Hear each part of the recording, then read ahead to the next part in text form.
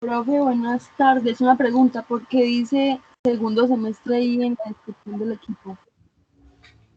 ¿Cómo? ¿Por qué dice segundo semestre? Tal vez porque vimos ecología y luego agricultura ecológica, ¿ok? No, es porque estamos, el primer semestre es de enero a junio y es Ya el entiendo. segundo semestre del 2021. Listo, profe, gracias. Listo.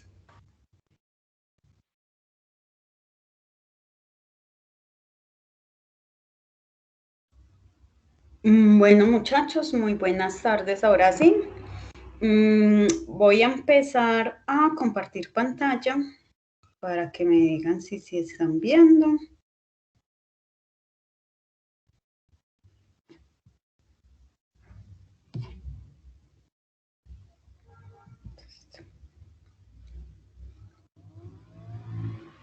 Me confirman, por favor, cuando empiecen a ver la pantalla.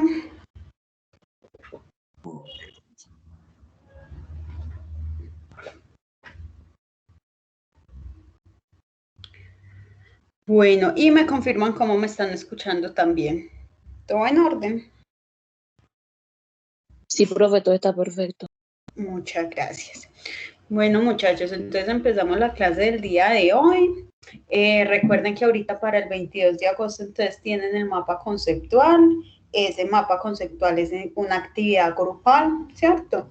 Aquí muchos de ustedes, esperen, yo me habían llenado entonces cuáles son los grupos por si tienen modificaciones o están sin grupo o alguna cosa para que organicemos esos grupos. Estos son los grupos que me llegaron. Profe, ¿me puedes...? Ya me vi. Yo estoy en el de Salomé García. Salomé, Listo, por acá. Listo, Entonces, estos son como los grupos que me llegaron. No sé si hay alguna modificación o algo que quieran. Profe, pena, yo tengo un problema ahí con el correo, no me deja abrir como esos formatos. Listo. ¿Cómo puedo hacer yo para incluirlo? Listo, entonces si quieres me dices, yo de una vez entonces te incluyo el grupo. Bueno, profe, sí, muchísimas gracias. Espera, yo creo aquí una pestañita. Hola, profe, habla con Liz. Hola, hola. Es mapa conceptual. Sí. Pues espérame un momentico de a uno. Entonces, me estaba hablando, pero yo miro quién me estaba hablando. María, ¿cierto? María Camila. Sí, profe, aquí sigo todavía. Ajá, listo. Entonces, María, me decías que vas a agregar un grupo, que ¿quiénes son? Somos Isamar Pulgarín. Qué pena, María, es que se te escucha tan pasito. ¿Me repites? Sí, Isamar Pulgarín. Isamar. Sí. Janer López. ¿Janer se escribe así? Señora. Listo. Y yo, María Camila Jaramillo. Listo. Camila Jaramillo. Listo.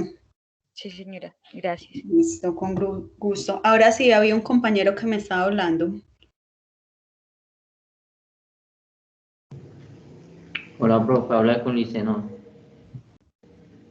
¿Cómo estás? Siempre es para decirles que yo no tengo grupo. ¿No tienes grupo? ¿Y no tienes a nadie de estos muchachos que de pronto conozcas, que tengas afinidad con ellos? No. Son 12-2. Vamos a ver, ¿qué grupo le falta a una persona que podemos? Profe. Sí, adelante. Profe, en mi grupo habemos 3 personas. No sé si el compañero se quedase con nosotros. Y una compañera, pues en el link donde teníamos que anotar los grupos, ella lo anotó hoy como a las 10. Yo no sé si ya le parezca. Vamos a ver si aparece. Hoy estamos a 18.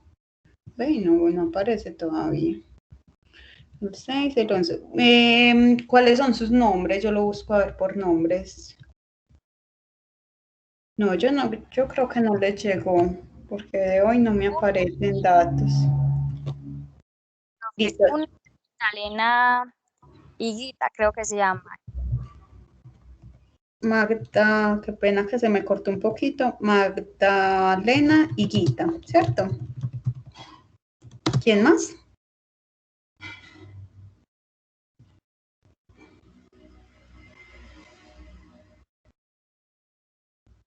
Hola, hola.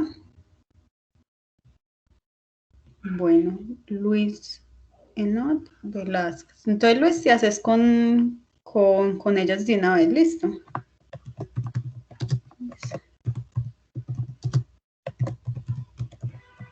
Velázquez. Profe, qué pena. Lo que Sí. pasa es que no sé cómo se llama la otra compañera. ¿Y apellido tienes o algo así? No, porque como esa compañera fue la que, pues la que anotó los nombres, ella me pidió el mío y el de la otra compañera. Listo. Llenó la encuesta. Listo. Y entonces está Wendy Vanessa Chaverra Herrera. Hola, profe. Hola. Profe, sí, nosotros ya aparecemos. Yo lo mandé hoy. Ahí estamos. No, mira acá. Chiquita, ¿Qué es esto? Wendy y Ivana Ochoa, sí, profe. Listo. Entonces, les voy a agregar al compañero entonces que está sin grupo, ¿listo? Que es Luis Enot. Listo, profe. Listo. Entonces ahí quedan ustedes 4. Listo. ¿Alguien más entonces que tenga problemas con el grupo? Profe, si puede hacer el favor el compañero y nos escribe, puede ser acá en este chat o en el grupo de WhatsApp para incluirlo pues al grupo. ¿Cómo? Que si el compañero está por ahí para que nos haga, pues para que haga el favor de mandar el número de puede ser acá a este chat o al grupo pues de WhatsApp para incluirlo pues al grupo. Ah, Luis. Sí. Ah, bueno, oiga Luis para que se ponga en contacto entonces con ellos. Listo, profe. Listo. Bueno, entonces creo que ahora sí. Entonces, acuérdense que tenemos un mapa conceptual, está el tiempo pues hasta ahorita el domingo a las 12 de la noche, ¿cierto? Esa actividad entonces grupal en los grupos que escogieron. Se van a fijar que en el TDA virtual deben tener habilitada una pestañita que se llama actividades evaluativas y les debe aparecer ya el tema de este mapa conceptual. Alguno que se fije y me confirme para saber que si lo tienen como activo, por favor.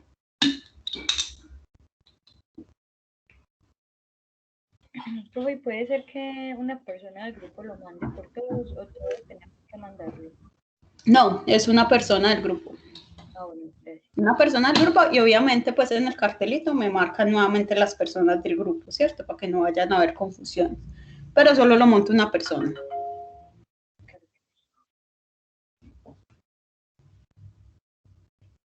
Listo.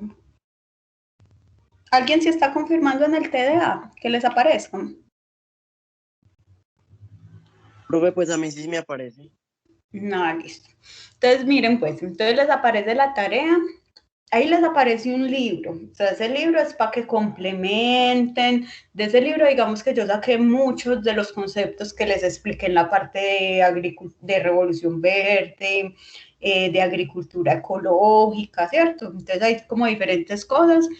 Entonces sean porque vuelvan a ver la clase, o sea, porque complementen con cosas que hay ahí en ese libro.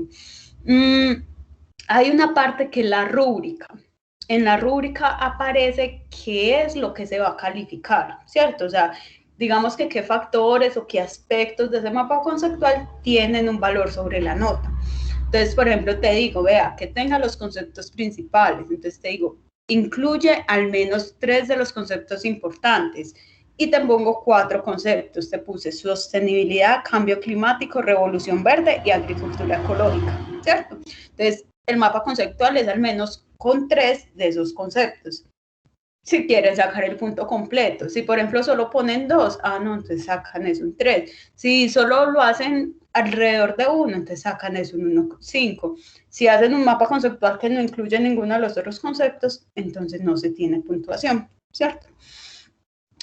Que haya buen enlace entre los conceptos, ¿cierto? Entonces, que haya como un buen enlace entre cada uno de los conceptos. Que tenga una estructura y una organización que sea clara y que se pueda interpretar bien, ¿cierto? Que hagan la entrega a tiempo, en un buen formato, el formato los deje a sus consideraciones, si quieren un PDF, si quieren en un Word, si quieren en una fotografía, ¿cierto? Entonces, la que quieran, pero que la hagan entonces de buena forma. Y les voy a calificar también la ortografía, ¿cierto?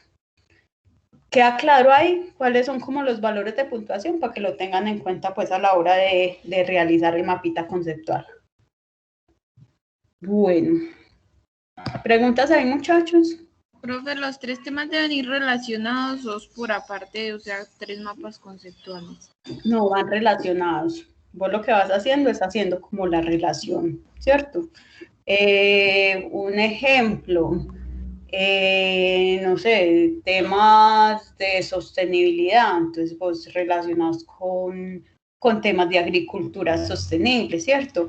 Cuando no se cumple la sostenibilidad, entonces puedes hablar, por ejemplo, ahí meter el tema de revolución verde. Entonces sí van relacionados, o sea, que les hagan la secuencia de por qué se cae a uno o el otro tema. ¿Listo? Profe, yo no sé si ya lo digo, ¿la actividad es grupal o va a ser individual? Qué pena. Grupal. Listo, profe, gracias. O sea, tomamos, digamos, esos conceptos base, por decirlo así, y las hacemos entrelazarse. Y van entrelazando, o sea, van explicando y van entrelazando en un mapita conceptual. Entonces, a ver, ejemplos. Entonces, cogemos, que yo aquí ya borré las otras, sí.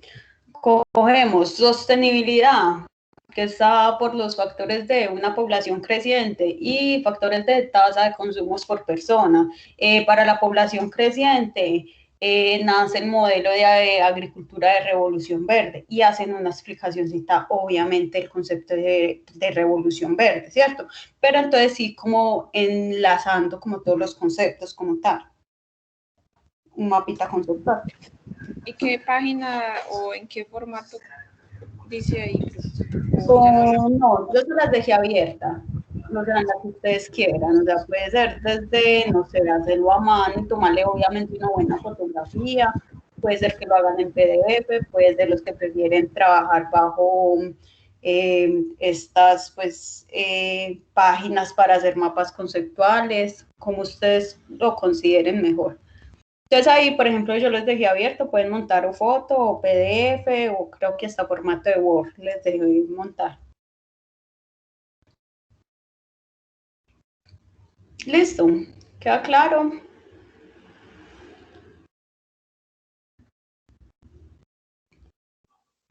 Sí, profe.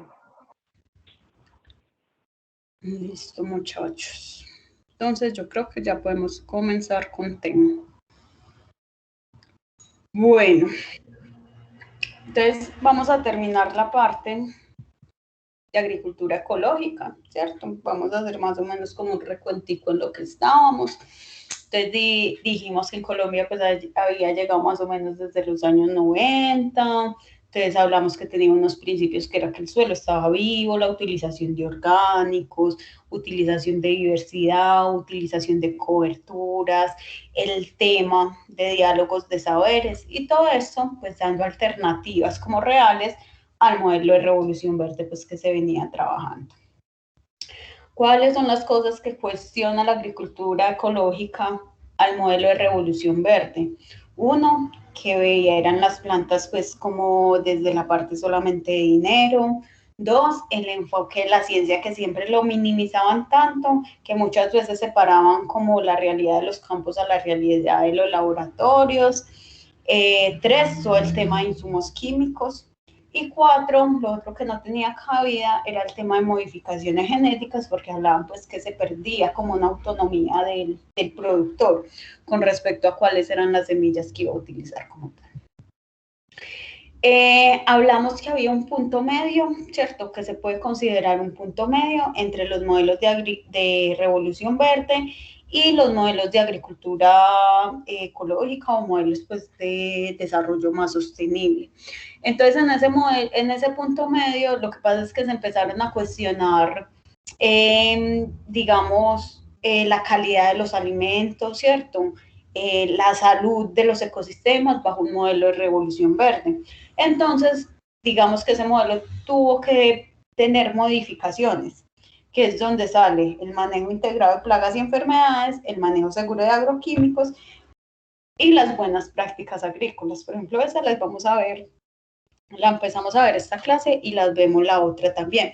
Más que todo bajo este modelo, pues es que se rigen los modelos de producción actuales, ¿cierto? Pero entonces digamos que muchas veces esto tiende a ser una transición a modelos más sostenibles como tal. Bueno, vimos diferentes experiencias pues en temas de agricultura ecológica y hablamos de los interrogantes de la agricultura ecológica. Entonces hablábamos que habían como un montón de cuestionamientos que le empezaban a hacer a la agricultura ecológica. Entonces preguntaban como, venga, pero entonces, ¿qué vas a hacer para controlar insectos? ¿Qué vas a hacer para controlar enfermedades o hongos? ¿Cómo vas a reponer los nutrientes si no vas a utilizar fertilizantes? Entonces, bueno, entonces digamos que hay un montón de preguntas al cambiar el modelo productivo o al proponer otro modelo productivo que se han ido abordando, se han tratado de ir abordando pues por medio de experiencia de los agricultores y por medio de temas de acercamiento científico, ¿cierto? Entonces, como la unión de todos esos conocimientos para ir dándole salida, digamos que a todas esas dudas que suscita otro modelo de producción. Yo creo que habíamos quedado acá.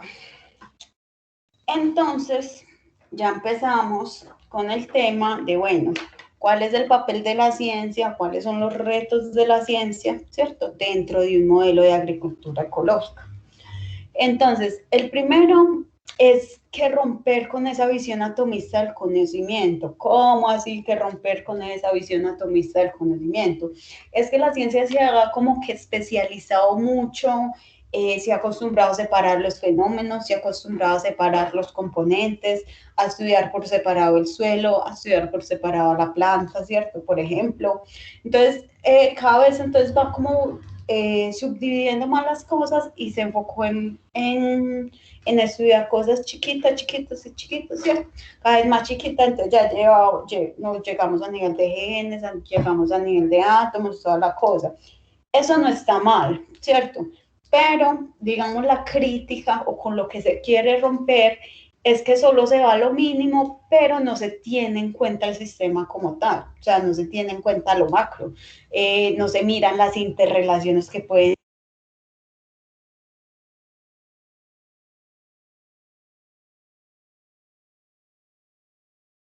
todo. Entonces, cuando no se hace eso, el laboratorio pues se va volviendo como más ajeno a las necesidades del agricultor. Entonces, la ciencia también tiene que responder a esas necesidades reales que está teniendo el agricultor como tal.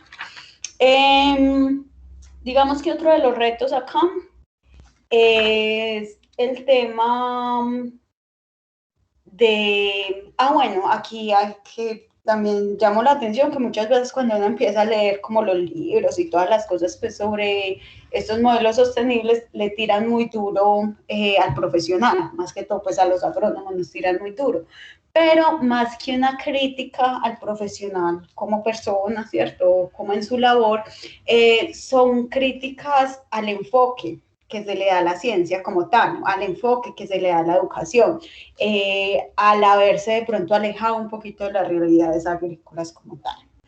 Bueno, el otro reto como tal, entonces, es reconocer ese conocimiento popular indígena y campesino.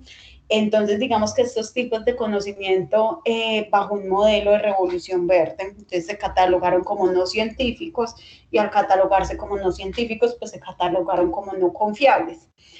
Entonces, se busca también como reconocer que son conocimientos prácticos que llevan tiempo desarrollándose y que llevan tiempo mejorándose dentro de determinado territorio, y de ahí hay la importancia de este diálogo de saberes, ¿cierto? De estar intercambiando conocimiento, de estar intercambiando visiones, de estar intercambiando descubrimientos como tal. Entonces, estos conocimientos también tienen pues como un peso importante, ¿cierto? Dentro de las prácticas y el cómo hacer las cosas. El otro reto es de financiamiento. Entonces, ¿quién financia la ciencia? ¿Cierto? Entonces, cuando veíamos el tema de Revolución Verde, entonces veíamos unas pocas empresas grandes controlando un mercado fuerte, con un control económico, y con el control económico pues también viene un control científico, porque van dirigiendo pues las investigaciones obviamente a los intereses que tienen, ¿cierto?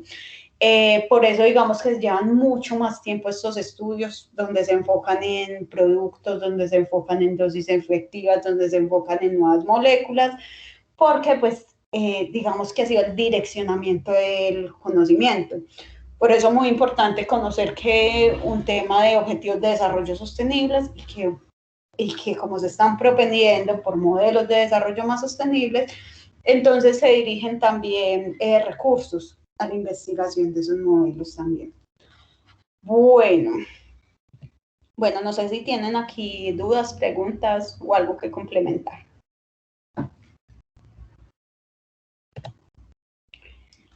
Listo. Entonces nos devolvemos un poquito. Entonces, cuando entre 1970, entre 1980, entonces se hacían críticas a ese modelo de Revolución Verde, ¿cierto? Entonces se pusieron las pilas pues en estudios y en prácticas más conservacionistas, que es este tema que hablábamos de que si hay un punto medio o hay cierta transición, ¿cierto? Que se está dando.